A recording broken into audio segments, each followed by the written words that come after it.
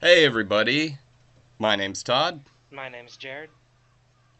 and this is basically sci-fi, where this is a podcast, and we're gonna bring you two stories of science fiction and comedy, and what else are these about? Uh, I didn't get any further than those, but We've provided each other with prompts, and then given each other some time to write a story, and today we'll be bringing you those stories. But first, let's get to know each other. Like I said, yeah, my name's Todd, yep, and Jared, could you introduce me because I'm shy? yeah, that's bullshit. You live in Japan I do. with Tomo, who Uh huh. is ridiculous. Yeah. Huh. Teaching English, using Occasionally. that college degree that it took you 7 years to obtain. Was it 7 or 8? I forget. It's not like I was in school that whole time. Ah, all right. Yeah. Well, still, that's I think that about sums it up, though. Great. Hi, my name's Todd. I get made fun of for having a college degree, Yeah, even though I have one and too. you are Jared, and you do have a college degree also, and we've known each other since how many years ago? Oh, what? When did you transfer to our high school? Like June, I guess junior like year, right? yeah, I was there for two Yeah. years, so I guess that was about So that'd be like 13 years ago. yeah, 2003, I guess. Yeah, 'cause we graduated in 2005. Oh my god. Yeah. Yeah, So we've known each other for several that long, years. and you have not changed at all in that time, Nope. besides the acquisition of a degree. Yep. That sounds about right. I remember our first conversation ever talking to each other that I can remember, which maybe was not ever, but it's what I can remember, Yeah. was us both playing Star Wars Old Republic or Knights of the Old Republic on Xbox. Oh yeah. That's bringing us back to the old science fiction. Yeah. So we kind of met doing science fiction. Kind of. I Kind mean, of. Basically playing video I games. really have All my no experience, recollection of this conversation that you're talking about at all. But I have a good memory. You've burned yours to death yes, with marijuana. with marijuana. It's bad for you kids. No, it's not. It's perfectly healthy. It don't smoke, just drink. It's already legal. And, and drinking makes you cool. It's a good message to apply in our first episode. To the kids, Yeah. right? What's our target demographic? I don't know. Like 8 to 12? I mean, that's always been your target demographic, but That has been. I teach English. yeah. I mean, Well then, with that out of the way, why don't we just we'll introduce ourselves a bit more next time. But why don't yeah. we just get into reading our stories? All right. You go What do you first. think? Which one of us? I go first? Might as well. Are you sure? Because I'm gonna set a pretty high bar here. Oh yeah. I mean, I'm not worried. Listen to you. Oh yeah, admitting defeat. Yeah. Not that this is a challenge or anything. No. We're just writing stories for fun, having a good old time. Yep. So, okay then, I'll read mine first. Mine has a title. It's In a Dark Doc X. Nice. Can you can you guess why? I mean, the .doc X has to do with the program you wrote the script Here we go. Here's my in. story. In a dark, dank, dilapidated dungeon, The two Alf girls giggled excitedly. Aries' face went pale. He was already pretty pale, and some people made fun of him for it. However, those people soon learned to regret their mockery, because when Ari lowered his executioner's sword on their necks, they probably were busy regretting a lot of stuff. Ari was sure that at least one of their top 3 regrets must have been calling him variations on Ghostface, Egghead, or Whitey White, White Ass Whitey. Then there was that one guy who was all like, I could blow a load right on your fucking face and no one would even be able to tell because you're so white. Like jizz white. Ah, getting right to the jizz jokes. Awesome. That guy definitely regretted saying that unnecessarily graphic, though highly accurate epithet. Because Ari cut that dude's head clean off. Ari was the royal executioner, but he would have cut that guy's head off regardless for the insult. Fair enough. Right now, at this moment, Ari's face was really paler than usual, even paler than when that guy called him jizz-colored white, because he thought he was looking at 2 really real, really hot Alf ghosts. Oh shit. It's not that. Wait. Yep. Alf ghosts, as Yeah. in ghosts Yeah. of Alf, the cat-eating Ghosts Muppet of from the 90s. of Alfs. Oh, okay. This is how I teach my students. Alfs, right? Okay, continue. Sorry. It's not that seeing apparitions is all that rare. Some of Ari's best friends, well, best acquaintances, were ghosts, but he had always met them after they had already become fully ghosted. Strangest of all, these 2 Alf ghosts were seemingly completely corporeal. He reached out and full palm slapped one of the ghostly girl butts. You're awfully forward, the girls giggled again. That's my girl voice. Clearly. Ari then went exactly 4 shades whiter, from jizz white to eggshell to bone to plain white tea's Delilah. Not only did he stand before 2 Alf ghosts who giggled at the approach of their executioner, now they were totally emasculating him. Excellent. I'm sorry, milady, Ari awkwardly blurted out. I thought my hand would pass through, seeing as you're a ghost and all. He's so cute. Ari was objectively very cute. He had long, flowing, silvery blonde hair. Frequent swinging of his enormous executioner's sword also meant that he was really buff. But not like wide, like attractive buff. The tall, fit, yoga butt having brunette spoke. We just knew we had to come back and see you again. My friend has a major crush on you. The shorter girl, a traditionally attractive blonde, blushed. Shut up, she squealed. Squealed, I said. He's busy working. Yes, Ari said, I am working.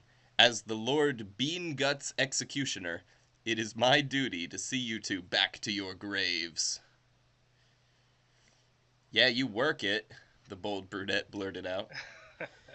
Is it also your duty to grope our butts to check for ghosts? Ari had in fact checked her ass specifically, hoping it was solid. If his hand passed through, and she was a ghost, then that would have been pretty spooky. If it was solid, and luscious, then hey, he got to cop a feel. The result had been the winning alternative, he guessed. Though now he was suddenly very worried. Maybe they weren't ghosts at all. Maybe they were zombies? Oh, damn. He turned a 5th shade. He turned a fifth shade of as of yet named white. I just literally executed you two yesterday. Are you come back from the grave to seek revenge? 'Cause you can't really blame me, ladies. It's my job to execute all Alfs discovered in the region. The blonde unblushed and then inquired indignantly. Yeah, why are we Alfs to be executed on sight?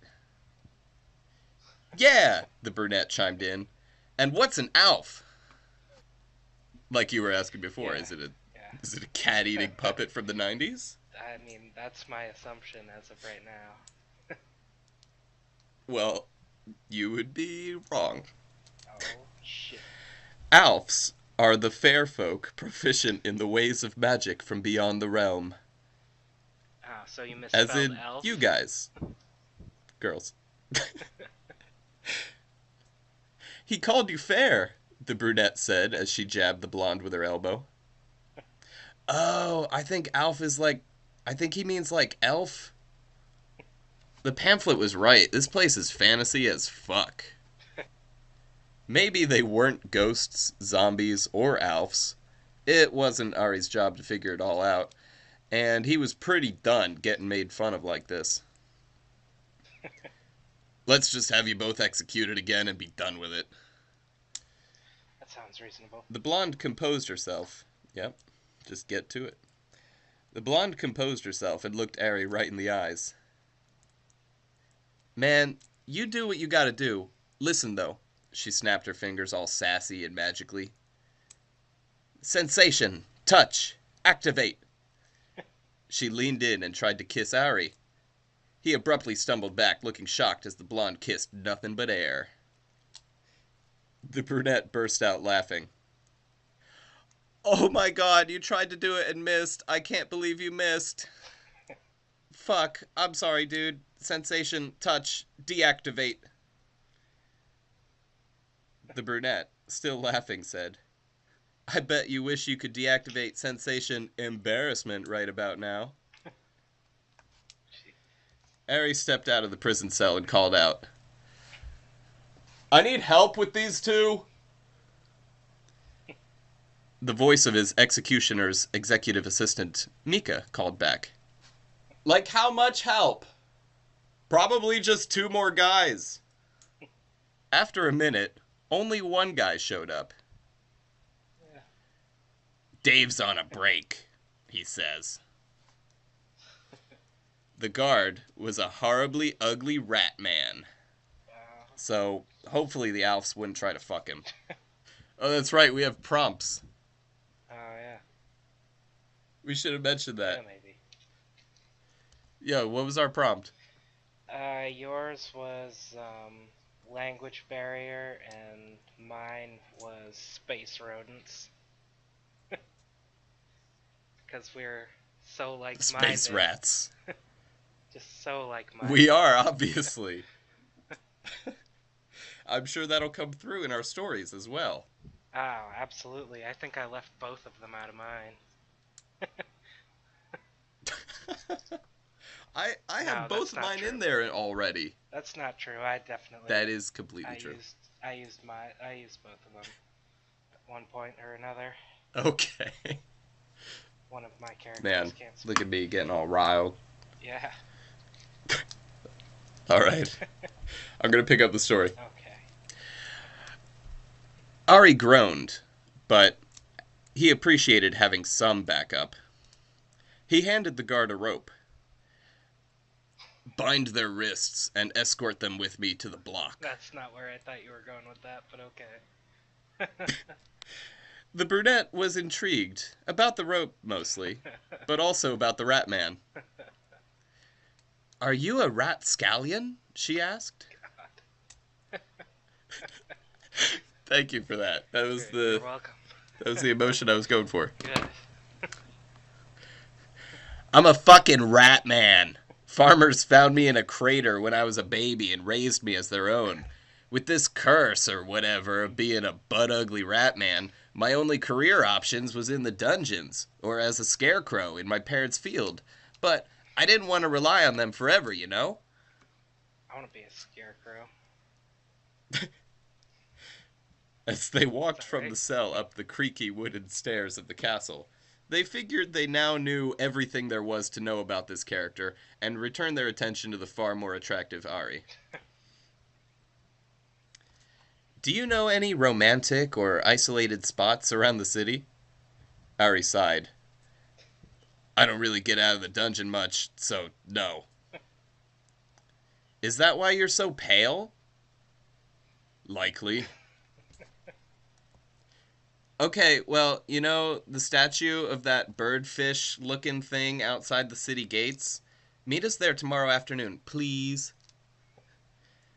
Ari was done answering questions, so they walked the rest of the way in silence.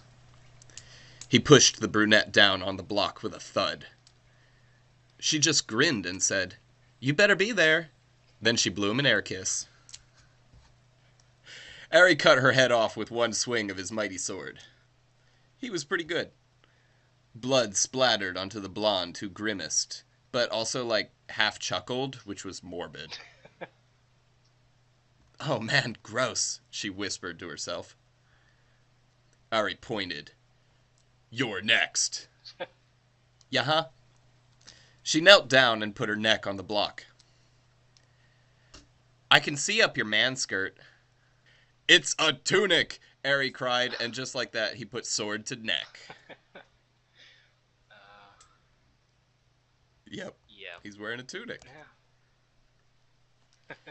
The two girls' heads lay in the head bucket under the chopping block, unblinking. The Ratman guard who had assisted Ari collected the two heads into his arms and proceeded to knock them together, making kissing sounds. That's awesome. And that's the end of the paragraph, too. Shit. This is storytelling. I've had a bit of practice. Clearly. Clearly.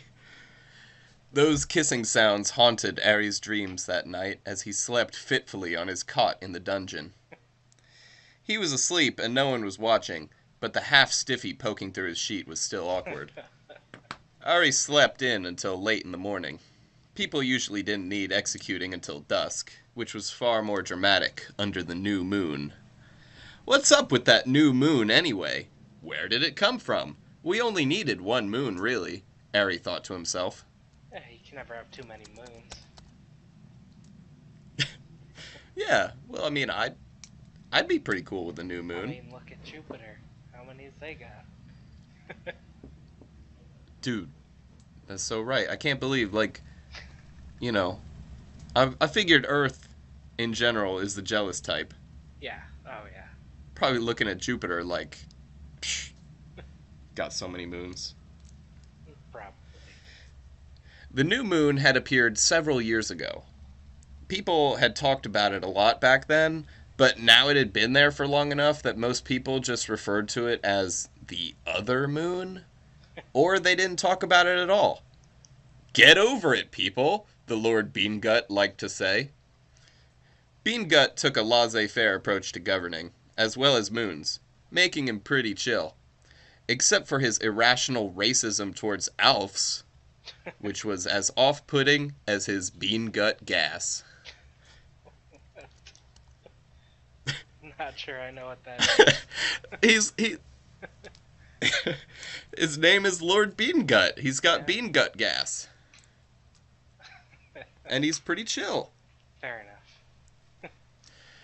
Speaking of Alfs, Ari was actually considering going to meet those two girls. He knew it was crazy, since he had very decidedly decapitated them. In the end, though, he decided he had to go, if only to try to glean from them the secret of their resurrection. And nothing else. He was not going to try to grab their tight butts again. He promised himself right then and there not to be creepy, and went to do his hair with another half-stiffy. Mika! He called out.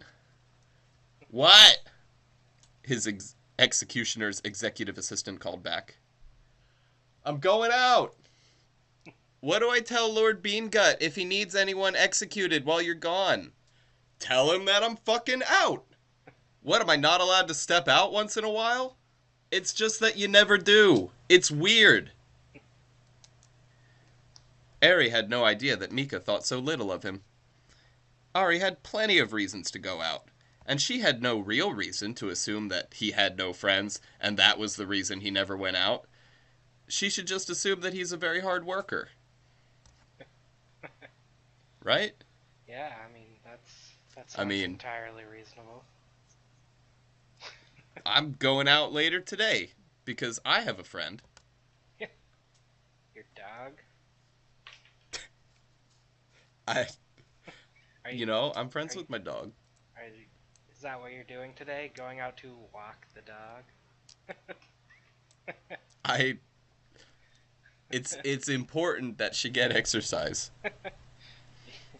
Yeah, I mean it is. Whatever. But she is your only friend. Like you have any friends. Oh, I don't. But that's beside the point. We're making fun of you now, not me. Alright. Alright. Yep. And I'm telling a story. Yeah. Anyway, Ari approached the fishbird statue the girls had mentioned. The statue had been designed by Beangut's son, Scott the Six. Named so because he was 6 years old.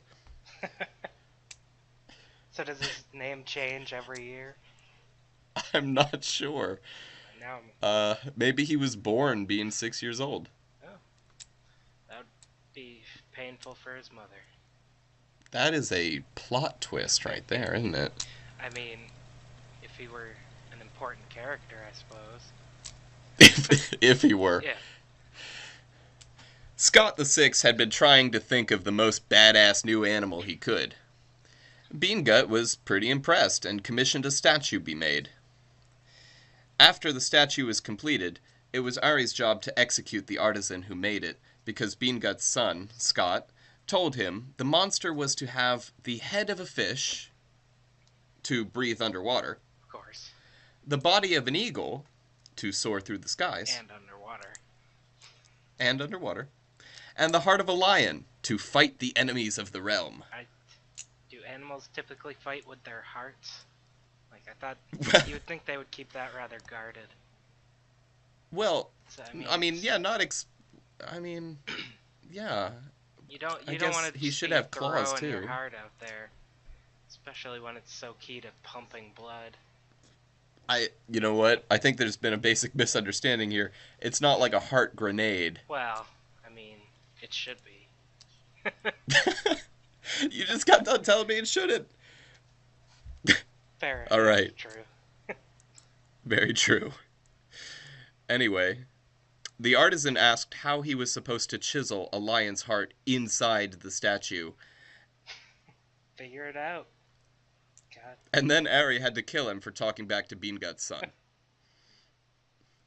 Ari pondered this question himself as he walked, until he noticed the two girls waiting there for him and tapping their foots like Sonic the Hedgehog and exaggeratedly looking at their watchless wrists. Awesome. They knew he was coming. Ari didn't know if he should wave or say hi or just pretend like he didn't see them until he got close enough to speak without awkwardly having to raise his voice. But the brunette belted out a long, loud, "Hey!" It was a pretty busy part of town, so many people looked up to see if the cute girls were calling out to them. One dude next to Ari actually started to wave back, but then just pretended like he was scratching his head when the girls ran up to Ari and giggled. How thoughtful of you to add yourself into your own story. Well, maybe he's like, maybe he's nearsighted Yeah, that could be. and needs to wear glasses, but he doesn't wear glasses because he's too good looking to wear glasses. Well, like I said, it was good of you to add yourself into your own story. Oh my god, she was so nervous. Executioner guy, you should have seen her pacing and saying it was dumb to come back again. Nuh-uh. Ari coughed. Ladies, please. I've come only to learn what business you have here, and how it is that you can resurrect with new heads and no neck scars or anything. You want to check if we're ghosts again? He did want to check. He really wanted to. But he had promised himself not to be a creep. I'm just going to trust you for now. What say we step into a tavern? I'll buy you girls some dinner, and you can tell me your secret. It's a date! Wah! The blonde fanned herself emphatically. Just then, the Ratman guard from yesterday popped out, sword drawn. Ha ha! I heard your plan yesterday. I bet you thought it didn't matter if I heard, 'cause I wasn't important enough. Well, you were wrong, and now I'm here, and I'm gonna execute all of you and be Lord Beangut's new executioner. Ha ha! Damn right. Damn. Shit! Ari hadn't brought his sword, 'cause he didn't have an open carry license. His sword was too big to sheathe, so he couldn't conceal carry either. Then, the girls pointed and laughed at the guard, who looked discouraged and emasculated. These wenches are right weird, he said. Ari agreed, but he used this chance to get behind the Ratman and stomp the heel of his boot down on the guard's rat tail. That hurt the guard like hell. He wailed and dropped his sword and began rubbing his tail and blowing on it. Ari quickly snatched up the sword and pointed it at the Ratman. Ah, fucking shit. God damn. What the hell, Ari? I've told you it's sensitive. You were trying to kill us. Yeah, was. But I'm not now, seeing as you got my sword and you're a lot bigger than me. Get out of here. I'll deal with these Alfs. You'll pay for this, the guard said, unsure of how that would be possible after getting his ass beat so easily. Wow, you're a real, fantasy hero. Thanks for rescuing us, the blonde stuttered. Did you say your name was Ari? My name's Nova. And my name's Flair, said the brunette with a small curtsy she'd probably seen on TV. We'll tell you as much as we can, but the ITB put some restrictions on what can and can't be said to locals on this planet. Where did you come from? Ari asked, not really grasping the implication of what she meant by this planet. From there, Flair pointed at the new moon. Yeah, we're fucking aliens, Nova elaborated unnecessarily. And that's the end. Oh. Cliffhanger. There we go. Yep. Suddenly sci-fi right at the end. Yeah. Yep. So yeah, I guess I did think I was really, really funny saying Alf instead of Elf. Yeah, I kind of jumped on a couple of your jokes there. I wasn't intending to, but I couldn't tell if I had misheard you or if you were actually talking about the cat-eating aliens from that show that Tomo really likes. That would make sense, considering the premise of the show. I mean, they did turn out to be aliens, so they may be disguised. They might be. They might be alien life forms. We may never know. I want to hear a story. All right, like I said, I did not come up with a title. That's okay. So, we'll do titles next time. Just gonna go in balls deep here. Ooh. Oh yeah. Yep. That's about as crude as my story gets. Actually, there's no. Oh really? No jizz-colored skin in mine. It wasn't intended to be crude. No, it's just a very accurate. Imply that your character had joined in a bukkake right before the story began. That's all. Look, I'm in Japan. Maybe that's a little bit more common here. Just whenever you get on the train, it's just jizz everywhere. God, I can't even take the train anymore. No. No. Doors stuck closed. It's just doors stuck closed, and then when you try to open them, you get down to Shibuya, doors open. It's like just The Happening except with It's jizz. raining men. Hallelujah. All right, All right. let's see. Okay, so Pause for dramatic effect. better to make sure this is the actual start. Yeah, here we go. Okay. Zark and Henrik were bored as hell. Ooh. Zark, being a squirrel person of the planet Nuts 6, was was prone to a short attention span, while Henrik, just a run-of-the-mill humanoid, with the exception of his particularly long fingernails, was simply tired of his life as a Oh. space goat hunter. Whoa. Wait. Ghost Hunter? Goat.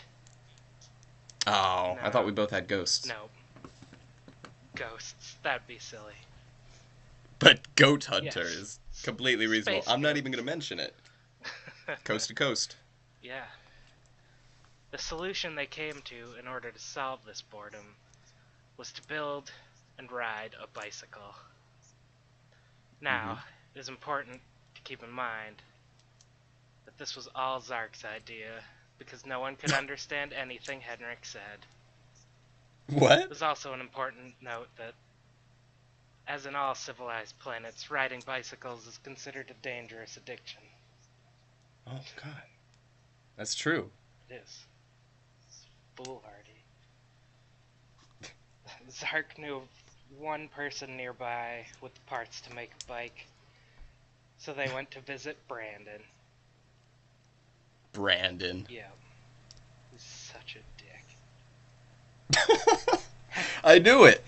Henrik disliked this plan and said so quite clearly. Zark stared at him until he was finished, as she always did.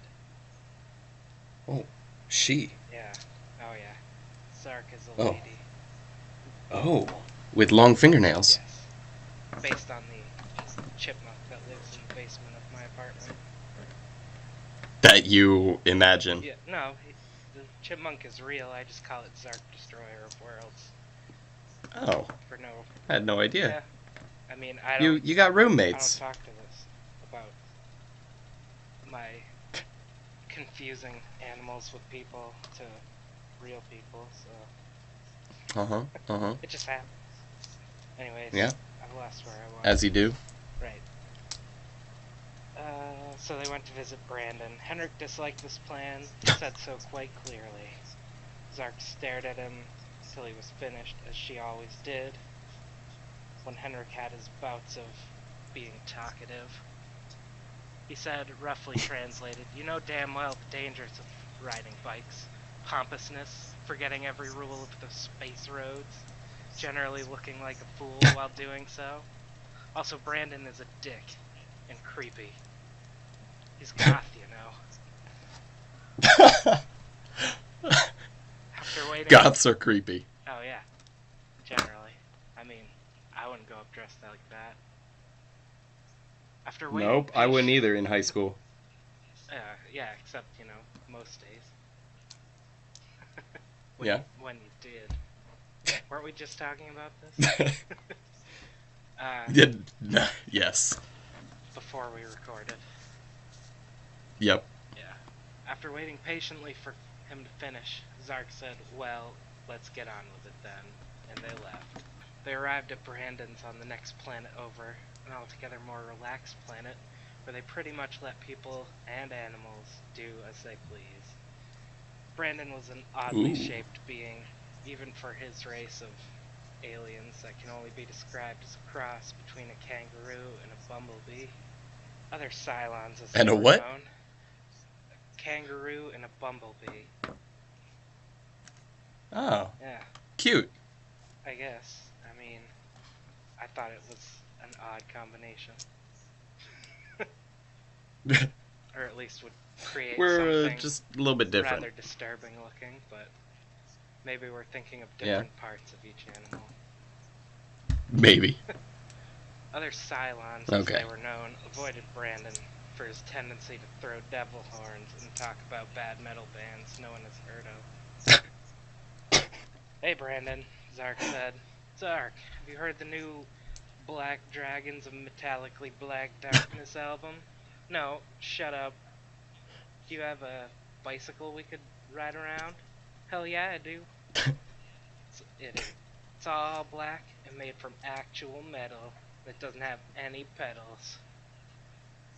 How can we ride it if it has no pedals? Zark asked, getting incredibly pissed off at this conversation. Oh, I don't ride it. That shit's dangerous. Is danger not metal? Zark asked. Well, yes. Suddenly worried that he was not the most metal.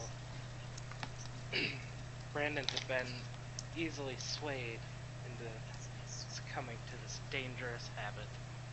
Now, it should be pointed out at this stage that the term bicycle is simply the closest translation to the item in question. Similarities to the bicycle you and I Ah. know starts and ends with them being powered by the legs of one rider. In appearance, they are a sphere with a small engine that is powered by blood flow to the feet, requiring no actual Whoa. movement from the rider, but simply a beating heart. The danger comes simply from the megalomania required to ride a 9-foot square craft among the massive freighters and personal transports in space, while expecting to Damn. survive. Also, the blood thinners used to unnaturally increase blood flow can lead to heart disease. Anyhow, Oh my god. it was eventually decided that they would need pedals, so they got into Zark's beat-up old legacy Outback and headed to the eastern quarter of their particular galaxy.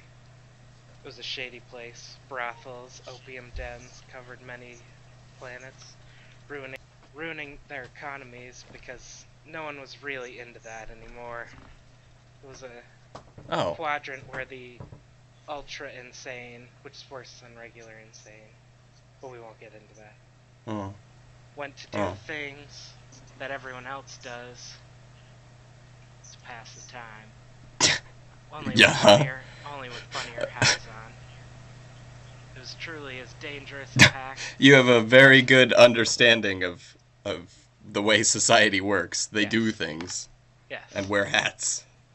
Well, the insane wear funny hats. Funnier hats. Uh-huh. Uh-huh. That's Yep. obviously. That is how the world I works. wear hats with funny slogans on them. I don't wear hats at all because I don't want to look like an asshole. Because you don't want to make America great again. That's true. Although, bright red hats are the best. And no, I'm not a Trump That's true. supporter, I hate him. But, yeah. Yeah, but you are a fashion supporter. Fascist or fashion? What are you trying to say? They both got fashion in them. Yeah, might as well be both. Trump it is. Yep. Yeah. Anyways, funny hats. Where was I? Anyway, It was funny truly, hats yeah, and funnier hats. it was truly as dangerous as a pack of preteens at an amusement park, minus the raging hormones. Mm-hmm. As they arrived on this side of the galaxy, Zark realized that Brandon had no idea where they could get bicycle parts. Oh. What do you mean, you don't know where we are? You said you knew just the spot, Zark raged. Well, I thought you would change your mind before we got there. You fucking... What's that? Henrik interrupted. Or would have. Instead, he slapped both of them together to gather their attention, then Mm-hmm. pointed out the window. It turned out to be a group of marauding space goats. Whoa! Exactly like regular goats, except they wore spacesuits fed on small ships. That's so cute. Killed by goats. How not metal. Brandon always assumed the worst, even though it was simply Mm-hmm. a matter of getting into a fully capable escape pod, letting the goats go about their business. It was commonly seen as bad luck to escape space goats, though that likely stems from the goats' tendency to only consume particularly run-down ships that are unlikely to complete their current journey anyways. They jettisoned and traveled to the nearest dealership. Now, it would have been fairly easy for Henrik to exterminate those goats, as he is a trained professional and all. Oh. But no one asked, so he just flipped them off behind their backs and drove the escape pod. That's right. You mentioned that at the beginning of the That's story. right, bringing it back. That's true. Man, that's storytelling. Yeah, or something. It's not good storytelling, but it is telling of a story. Don't beat yourself up. No, but I will. Okay. Since since the galactic universal currency had recently been changed from the archaic artifact-based trade to moderate irritation, purchasing of goods has become much more honest. All one needs to do to buy something is pester, annoy, irritate, or otherwise perturb the purveyor until they can't stand it any longer and just hand over the goods. After about Mm-hmm. 10 minutes of dealing with Brandon, the dealer couldn't take it anymore and sent them away with the nicest car on the lot. Such was the price Wow. for generating such rapid dismay. Wow. Brandon's good. Oh, he's obnoxious. I can relate What are you trying to say? that I'm God. Oh, yeah. Obnoxious. Right. Yeah. With no clue where to go next, the trio decided to turn to the one course left to those without hope: Craigslist. Mm-hmm. They quickly found someone nearby looking to sell some old bike pedals. After some haggling, Zark and Henrik were more annoyed than they could hope to overcome, so they gave up on their attempt to find bike pedals and decided to wander around the neighborhood they had found themselves in. In their wandering, they tried to distance themselves from Brandon, obviously, but Mm-hmm. to no effect, until they came across a stranger in the street, at which point Brandon ran screaming back to the ship. Well, that was awkward, said Zark. What better way to remove an annoying character, was a rough translation of Henrik's reply. Hello there, I am Rabble, Rabble. the newcomer explained. Excuse our friend, he's scared of everything, Zark explained. Rabble was an unusual being, coming from a race of hyper-intelligent, flightless parrots. Their language developed from mimicking sounds, hence the name. Mm-hmm. The parrot people had spent their entire existence regretting the loss of flight, and so had become one of the most advanced races when it came to space travel. They had created their first interplanetary craft before they invented written language. Yeah, because the more depressed you are, the more motivated you get Yeah. to accomplish things. Their home planet, named the particular sound wind makes when blowing through the branches of an elderly crabapple tree, 4, was now all but deserted, Four. except for a race of particularly dim-witted apes who muck about killing each other, as apes are wont to do when they decide that they are civilized. Uh-huh. Zark decided to try one more time and asked Rabble if she knew where to find bicycle parts. No, not anymore. I'm 6 months clean from riding bikes. It would also I Well, would also suggest not starting. Before I got into bikes, I was nearly finished with my degree as a mechanical physicist, whatever that is, and written language engineer for my people's cultural development department. Then one day, some ah, friends of mine, yeah, there we go. there we go. Then one day, some friends of mine gave me the schematics for a bike, and my life just went downhill. I spent 6 months trying to perfect an orbital launch jump over a moon just so I could post a video of it on YouTube to make it look like a nonchalant first attempt. It was only after They the have eighth. YouTube, Yeah, obviously. This is an advanced society. obviously. They also have Craigslist. Yeah. It was only after the 8th trip to the hospital that my friends and family intervened and I tried to clean up. Stunned by the sudden monologue and what had otherwise been a day consisting of explanatory cutaways to avoid tedious conversations, Zark took to heart the rabble's words and abandoned his plan for finishing the bike. The three decided that it would be an entirely better plan to find Brandon and deliver him home safely so he could brood on the day's events from the security of his parents' basement. With the safe return of Brandon, Zark, Henrik, and Rabble decided that it had been a long enough day, as it was. They retired to Henrik's, where they all shot up a bunch of heroin and passed out. The end.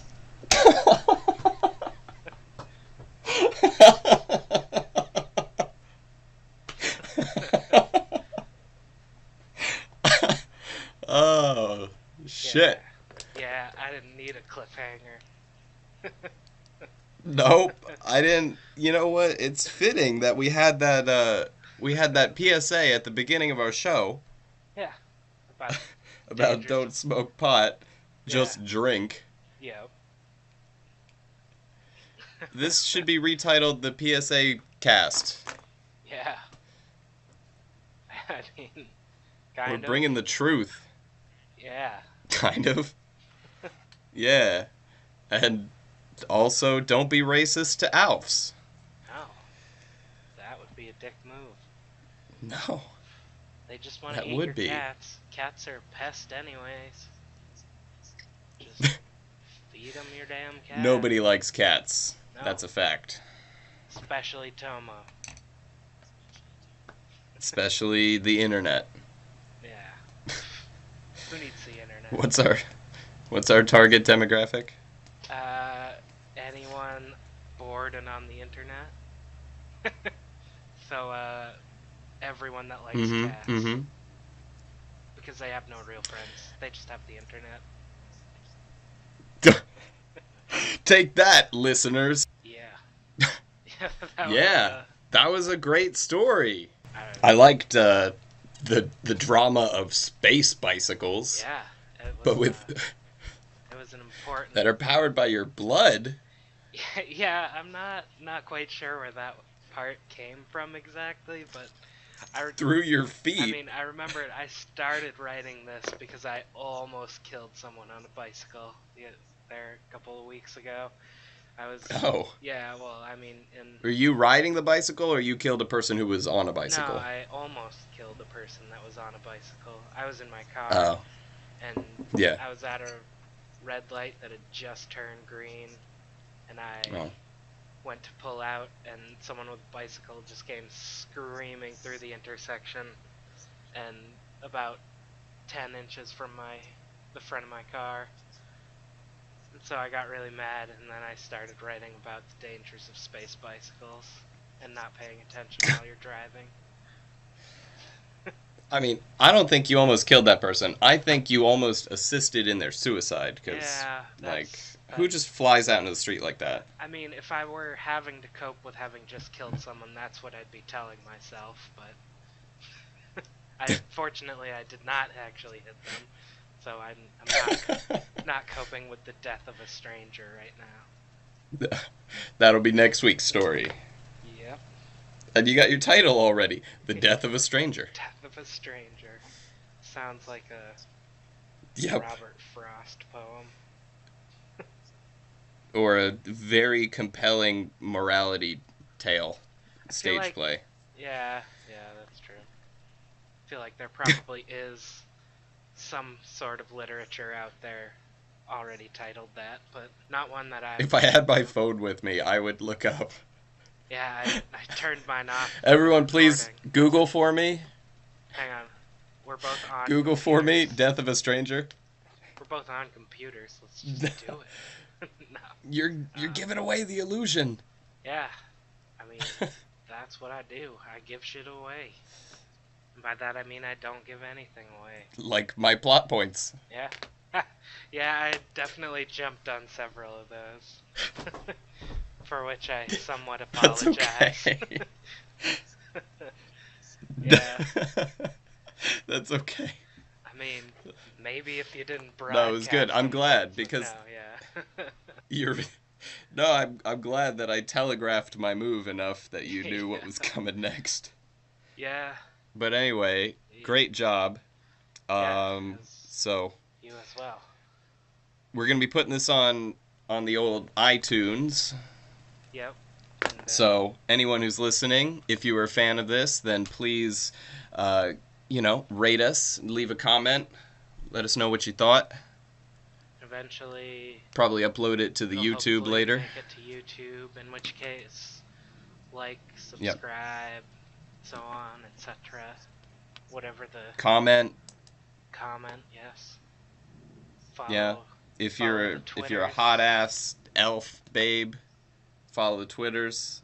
Send us pics. Hashtag Pics. Anthony Weiner. Thanks for listening, y'all. The information for our social media and stuff should be easy to find. Everything's basically sci-fi. That's one phrase, If you can basically figure out sci-fi. how to spell basically, because it took me a couple of tries. Dude, it helps that I always pronounce it. It helps that I always pronounce it basically. Yeah, yeah, that would help. That would. It's no help for me though. All right, everyone. Thanks for listening. See you next time.